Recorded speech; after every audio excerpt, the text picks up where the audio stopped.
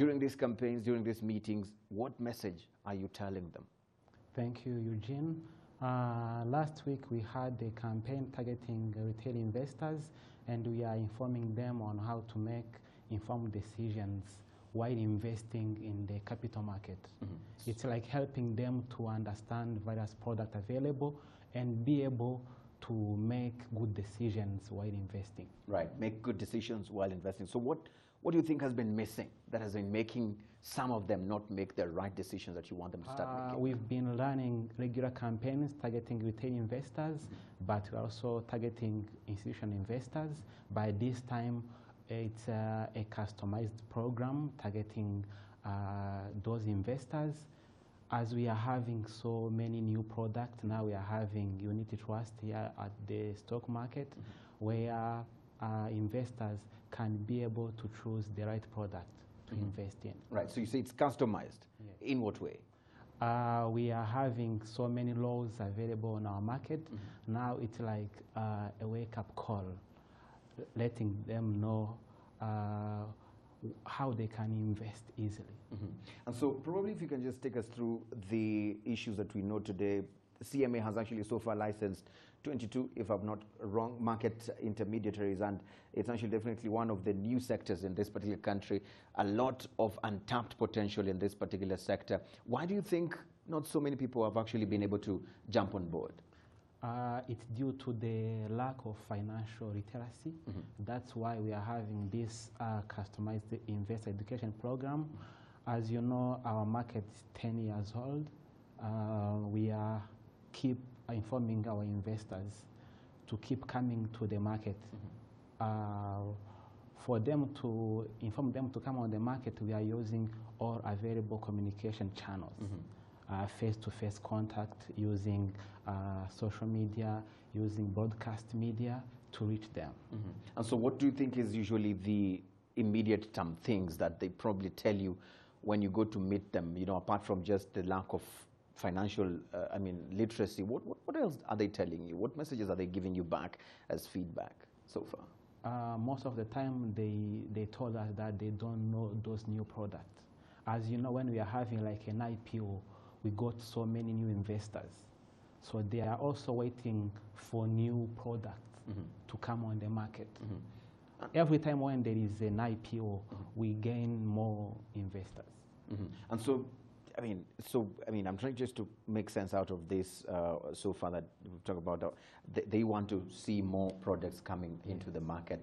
And I want to hear from you. As Capital Markets Authority, you are also charged with actually trying to, create more investor, appetite for people to actually list their products. Why do you see, not so much aggressiveness in this end? So now we are working on the supply side and demand side. For the supply side, we are having now the Capital Market Master Plan. It's a 10-year strategy targeting both investors and the company to be listed. We are approaching so many companies to come on board to be listed, and we are helping them to work on their corporate governance so that they can come on the market. So we are both approaching investors and suppliers. Investors and suppliers. And what is the biggest challenge for you as an authority through this particular journey then? As I told you, Anangwe, we are having an issue for financial literacy among investors. And for the supply side, there is an issue for family business where the corporate governance is not strong.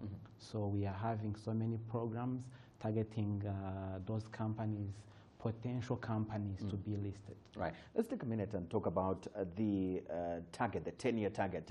It's actually said to be a very ambitious one on the stock market to actually try and raise the levels of this particular area of investment in this particular country. How far are you? This was announced last year, 2017. Today, a year later, how far have you gone with this?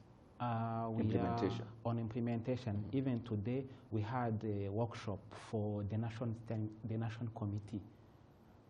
It's 15 institutions in Rwanda to lead this strategy. And we are in the first year for this strategy. We started to implement it in June this year.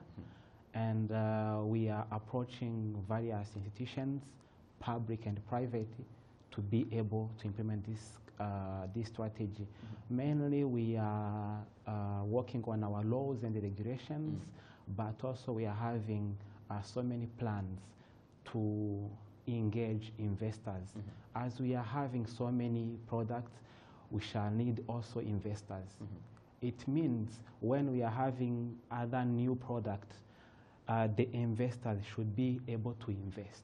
Yeah. So what of the challenges facing you as Capital Markets Authority towards this journey? What are the difficulties that you're seeing along the way of actually boosting the financial literacy, shaking up the capital markets here in Rwanda? What is the challenge for you today? I think challenge is all about financial literacy and corporate governance, but we are trying to tackle them as we are implementing that capital market master plan to engage all stakeholders so that in few years to come, our market will be bigger. So if I was an investor here in Rwanda, what would you tell me that would actually make me wake up tomorrow and start planning to list in the Rwanda Stock Exchange? You know, we are having a stable country. As a company, we are having also people who are eager to save and invest. If you can see in the statistics or in the data, all issued bonds or all companies listed back in 3-4 years, they were oversubscribed. So when there is any new product, you get so many subscribers. Right. All right. Migisha, thank you so much for making time to